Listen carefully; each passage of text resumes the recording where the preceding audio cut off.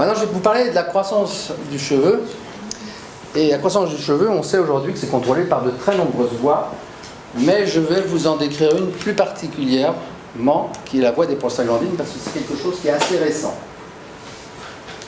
Alors, tout à l'heure, je vous ai dit que la coxin a été synthétisée de façon spécifique dans la papille dermique.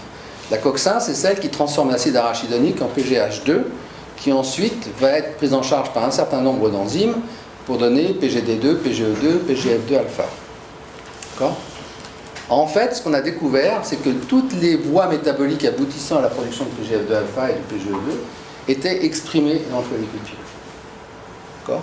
Donc le follicule pileux a son propre métabolisme des prostaglandines. Il ne fait pas que synthétiser PGH2, il synthétise tout le reste. En fait, non seulement il synthétise toutes ces prostaglandines, mais en plus il a une enzyme, il exprime une enzyme qui s'appelle la 15-PGDH, qui a pour rôle de désactiver les prostaglandines. Et là aussi, on retourne dans la vraie biologie, c'est-à-dire qu'on sait que les prostaglandines, ce sont des molécules qui ont des activités biologiques très puissantes. Le follicule pileux, pas fou, au même endroit, il synthétise une enzyme qui les désactive. Donc là, c'est une lutte entre la production et la désactivation qui va faire que finalement, il y a une activité prostaglandine dans le follicule pileux. Mais non seulement il y a des prostaglandines, mais tous les récepteurs des prostaglandines sont synthétisés dans le follicule pileux, et en particulier dans la papille dermique. Il existe par exemple 4 récepteurs différents pour PGE2. Sur les 4, il y en a 3 qui sont synthétisés dans la papille dermique. Il existe 2 récepteurs pour PGD2, DP1, DP2. Eh bien, DP2 est synthétisé dans la papille dermique.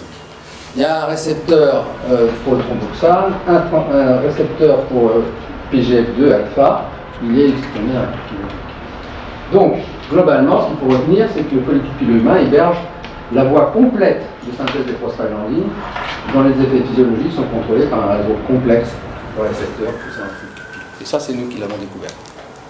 C'est intéressant, c'est qu'un analogue de PGF2 alpha, qui est le dimatoprost, il stimule la croissance du follicule pileux in vitro. Et je vous rappelle que le dimatoprost, mais surtout le latanoprost, qui est un analogue de PGF2 alpha, avait été utilisé initialement pour traiter le glaucome. Et l'effet secondaire de ce traitement, c'est la pousse des cils. D'ailleurs, il y a donc un laboratoire qui s'appelle Allergan, qui propose sur le marché un produit qui s'appelle le produit Lattice. Lattice, c'est quoi? C'est du latanoprost. Et théoriquement, il faut s'en mettre sur la frange ciliaire pour augmenter la croissance des cils. Alors, je dis mesdames, parce que je ne sais pas si pour certains que ça concerne les hommes, mais je dis mesdames, faites très attention avec ça. Parce qu'il y a un effet secondaire. Changement de couleur de l'iris. De façon irréversible et non contrôlée. C'est-à-dire que vous pouvez avoir des changements de couleur de votre œil droit, qui n'est pas le même changement de couleur pour votre œil gauche. Donc, enfin je dis ça comme ça. Attention. C'est ce qu'on appelle un verrou.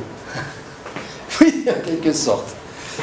Donc, mais néanmoins, on est certain que les prostaglandines ont un rôle dans le contrôle de la croissance du cheveu, dans le comportement du cheveu. Mais, alors on pourrait dire c'est super, PGE2, PGF2 alpha. Mais le troisième larron, qui est PGD2, eh bien PGD2 en fait est un inhibiteur de la croissance du cheveu. Donc le follicule, sur place, synthétise des prostaglandines qui stimulent sa croissance, mais aussi synthétise une prostaglandine qui inhibe sa croissance. Ce qui permet un dosage très fin de la croissance.